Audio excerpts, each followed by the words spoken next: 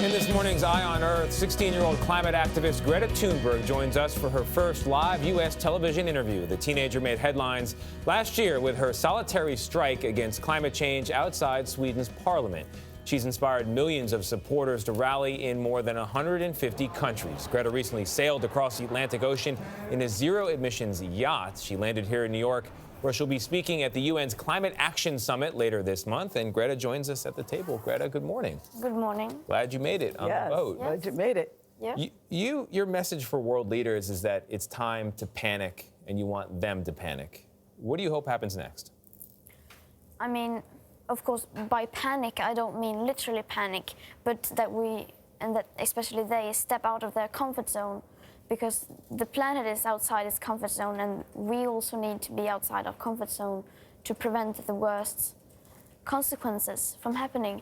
And what I want people to do now is to become aware of the crisis that is here, and that I tell world leaders when I speak to them, and I tell them how it is, how I tell them the science and how it looks like, and what do they say? You said to us a moment ago you want to push them against the wall. Yeah. To shame them, you said. those who need shaming. Mm-hmm. And it's that I have been doing for quite a while now, and it actually has a lot of impact when you speak like truth to power, when you don't bother to be polite, because this is such a serious crisis, and we cannot focus on what we can or cannot say. Now we must speak clearly about what is happening. Mm-hmm. I'm wondering, Greta, what gave you the confidence to do that? That's what I was wondering too. Yeah.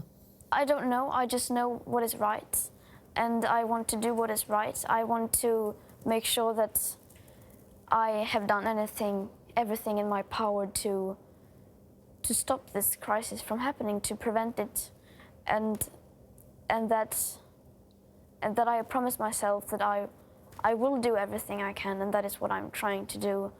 And also I have Asperger's. I'm on the autism spectrum, so I don't really care about social codes in that way. In fact, you called your Asperger's, you called it a superpower, a gift. What do you mean by that? Yes, in some circumstances it can definitely be an advantage to have some kind of neurotypical diagnosis and to be neurodiverse.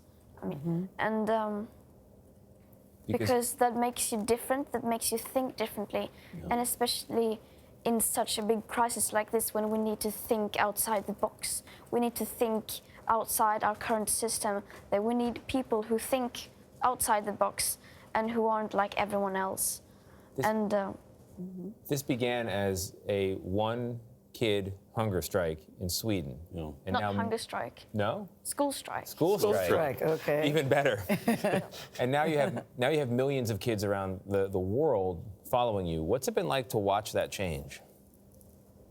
It's been very surreal, because I think no one could have predicted that, and least of all me.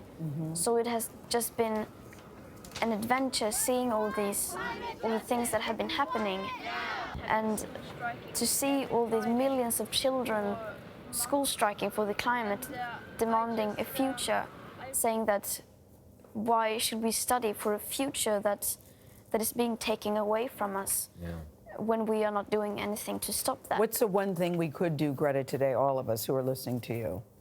I think the most important thing to do right now is to try to understand the crisis, is to grasp the problem. Because I think that once you fully understand the climate and ecological emergencies, then you know what you can do as well. Right. And of course, there's a lot of things you can do in your everyday life, but we cannot be focusing on these individual things you can do. We have to see the full picture. All right, Greta, forgive me for interrupting you, but we have to go. Yeah. Thank you so much for joining us this morning. And you walked here. We should tell people she walked here this morning.